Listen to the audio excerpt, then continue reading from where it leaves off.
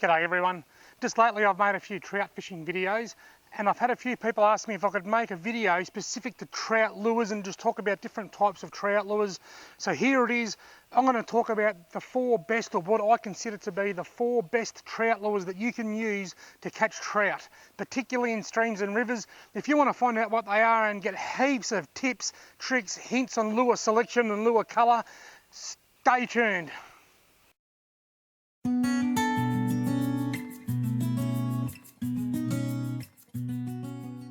Rightio folks, as I stated in the introduction, this video is going to be more about lures for creeks and rivers when you're trout fishing, not so much lakes. In lakes, the best lure is a winged lure such as a Tasmanian devil, and you can see that in a video that I made last winter in a little card that's going to pop up at the top of the screen now. But for now, let's talk about what I consider to be the 4 best types of lures for catching trout. These are by no means the only types. There are other different types of lures around, but these are the 4 most commonly used by most people, and the 4 that I use the most, and the 4 that I like the best. And I'm going to give you the different reasons why. Let's start from easiest to hardest of these 4. This is a bladed spinner. You can see it's got a little blade that revolves around. Some places they call this an inline spinner. I think in the United States they might call this an inline spinner, I'm not sure. That's because it's in a straight line. It's got a wire body, a set of treble hooks on the back, and a revolving blade. Bladed spinners come in a variety of different brands. This one here is a Wardens Rooster tail, and that's one of my favourites. I've also got a couple here that is the Super Vibrates. They're probably my second favourite for a number of reasons. There's heaps of other sorts. There's a lot of generic brands around these days that are made in China. There's also things like Seltzers, which have been around for many, many years, which are now called Rublex. They're very popular.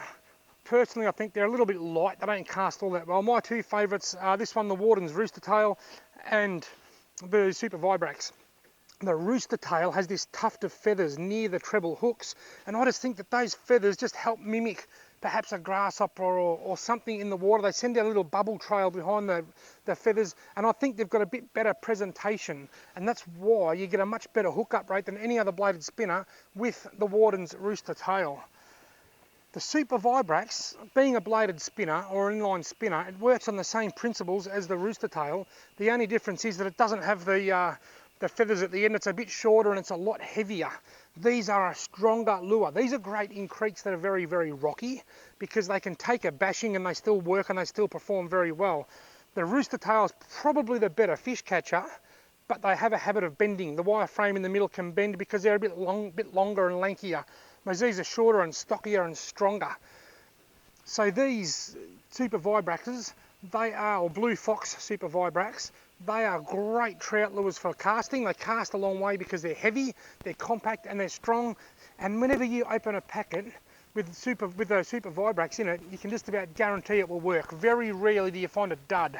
A lot of brands produce a lot of spinners and you get duds here and there, but you very rarely get a dud with the Super Vibrates. The Rooster tail is better solely because it's a better fish catcher. It's not as heavy and doesn't cast as far. I find with bladed spinners that these are ideal for getting started when you're new to trout fishing, because you can cast them out and reel them in. You don't have to perform any actions or any certain sort of retrieves. Cast them out, get them working at a consistent speed through the water, and fish will climb all over them. The upside to them is that they're a great fish catcher. They're easy to use. They're perfect for beginners. And when I take people fishing for their first time trout fishing, I always tell them to grab a couple of bladed spinners before they come out. The downside is they're not very natural looking, so you sometimes have trouble catching bigger fish that are a bit more cunning and got a few more wits about them. Now, I have caught bigger fish on bladed spinners. It's not uncommon. It does happen, but it doesn't happen with the same frequency as it does with more natural presenting or natural looking lures, such as minnows and stuff, which I'll go into shortly. But for beginners, if you're new to trout fishing and you want to walk up a stream and catch trout, you can't go past a bladed spinner. Now, we'll go on to minnows. Minnows are fantastic. They're a very versatile lure. They're good in rivers and creeks, and they're also very good in lakes. Bladed spinners are okay in lakes, but nowhere near as good as minnows. There's a whole heap of different sorts of minnows on the market, and you've got to choose one that you like. For example, the best casting minnow that I've used is the Pontoon 21 Crackjack. It's got a little ball bearing in it. when you flick your rod, the ball bearing moves to the front of the lure and helps it push through the air, and it casts deadly straight, deadly accurate, and it casts a long distance. Whereas this lure, which is a wild bait minnow, is very, very light. It doesn't cast as fast. If you're casting into lakes, the casting distance may be sacrificed a little bit. In saying that, I think the wild bait minnow wins over the pontoon 21 because it has the nice wide sway. This has a much wider sway, and the wild bait range of minnows have a much more natural presentation. They're very, very, very realistic, which can really give you an advantage when you're trout fishing. I don't know what colour that is, but it looks like a juvenile rainbow trout or something similar. It just looks like very much like something that you'd find in a waterway. Wild bait, natural presentation, great in rivers, creeks and streams, and great for trolling in lakes. But there are so many that I have never tried.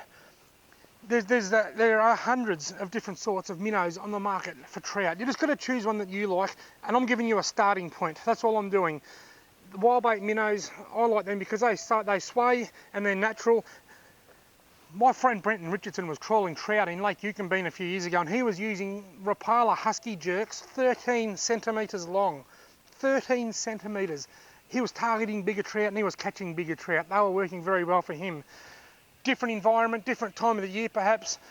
In the streams, I like something a bit smaller, and I just love these wild bait minnows. Now, one quick tip with minnows, whether you're using a Rapala, an atomic, a wild bait, a pontoon 21, and a sari, no matter what you're using, always use a loop knot or some kind of a swivel. I don't use braided line for any of these lures that I'm showing you now. I only use braided line for my heavy cod fishing adventures. When I'm trout fishing and redfin fishing, I use monofilament line, and I always either use some kind of a little snap swivel or something, but usually I just use a loop knot. With a big cod lure that pulls so much water, it displaces so much water and pulls hard, the knot will always pull straight, so you can use a blood knot or something. But with a little minnow that doesn't pull all that hard and displace too much water, if your knot isn't straight, your lure will swim up sideways.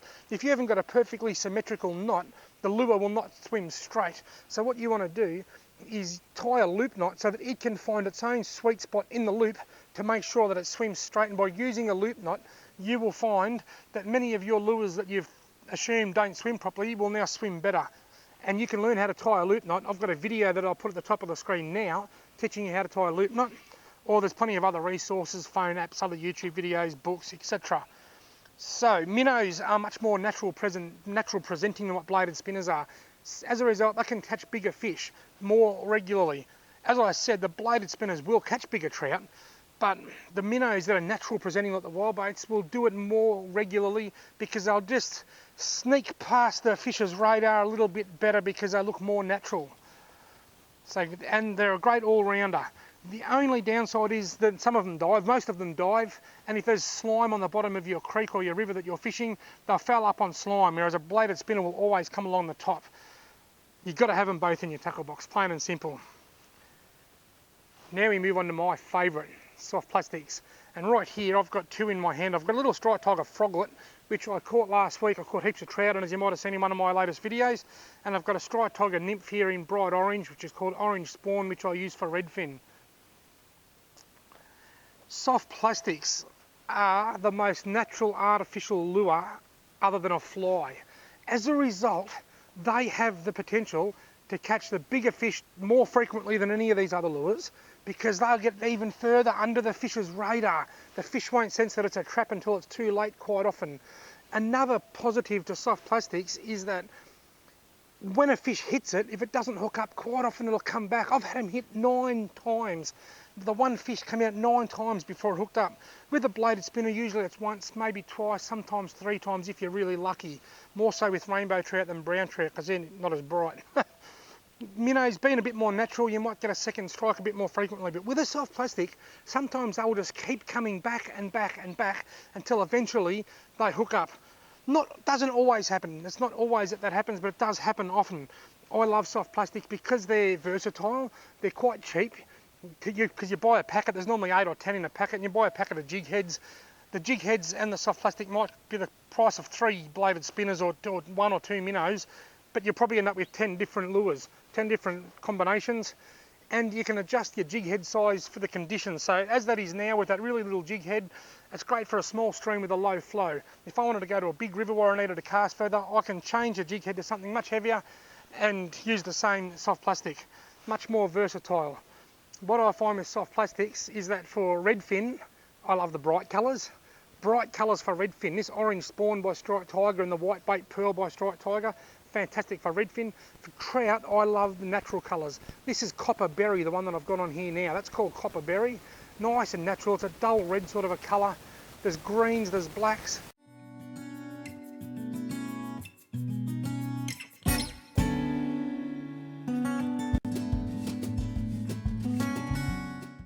Rule of thumb is dark natural colours for trout, bright. Trout are much harder than redfin. Redfin are much more curious. So you want something that's going to stand out in the water so they can see it from a mile away and move in. With trout, if you do that, they might be a bit spooked by the bright colour, or they might really struggle over the sun. In saying that, there are times where orange or bright colours are better for trout, particularly with bladed spinners. And my favourite time of the year to use bright colours for trout is in the autumn. We're heading into autumn now, it's the first week of March. Trout spawn in late autumn and they have orange eggs. And trout eat other trout's eggs. It's actually illegal to use trout eggs for bait. But you can use lures the same colours as the trout egg, which is why this orange spawn will come into its own. But trout don't know that all eggs are orange. So you can use bright, this is a fluorescent green. That works. This is the fluorescent green Rooster Super Vibrates. That is dynamite in the autumn months. For trout, natural colours are best, but in autumn, don't be afraid to try on something bright green or bright orange or bright white or something like that. And that goes for any lures for trout and redfin. Bright for redfin, dull for trout. They both work on each other, but they're my preferences or go-to colours. Now, the last lure that I want to talk about out of the 4 best fishing lures are flies. Different flies. This is a royal stimulator, which is my favourite find. That's neat. It's got a yellow stomach on it. I've got a red tag here. I've got a royal wolf. I've got a royal coachman, and I've just got something else that looks like a blowfly. It's got a nice bright colour. A lot of fly fishermen won't like to hear me say this, but flies are lures because they lure the fish. They tempt the fish. They're an artificial lure, but they are the most natural presenting lure of them all. And the beauty of fly fishing is because they're so natural, they get the furthest under the fish's radar, which means that they catch the biggest fish the most frequently out of all these lures. They'll catch big fish that might be just too smart to take a minnow, or that might be just too smart to take a soft plastic, or are probably way too smart to take a bladed spinner. So fly fishing is great for catching bigger fish, particularly in high traffic areas where the fish see a lot of lures and they become quite cunning as a result. Flies can just get in.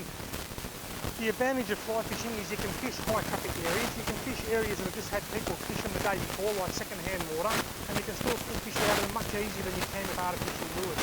You can trick the most cunning of trout with a fly.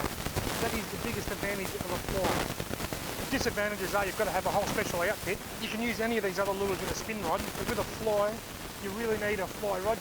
Unless you're in a small stream, you might be able to get away with tossing one out with a light line, but for the hole, you need a fly rod, so you need to go and spend money on a second outfit, a specialist outfit to cast it. It's harder to learn to cast. It can be very frustrating catching the trees behind you. So it's an art form all of its own, and that is the downside. The upside is it's rewarding, it's great fun, it's very exciting catching a trout that's taken your fly off the surface. The flies you can pick up for a couple of dollars each, or a lot of people tie their own. I haven't got the patience, I don't think. And most of all, they are the naturalist, the most natural looking lure that you can get so that you can tempt the smartest of trout. So they're the 4 most popular sorts of lures for trout.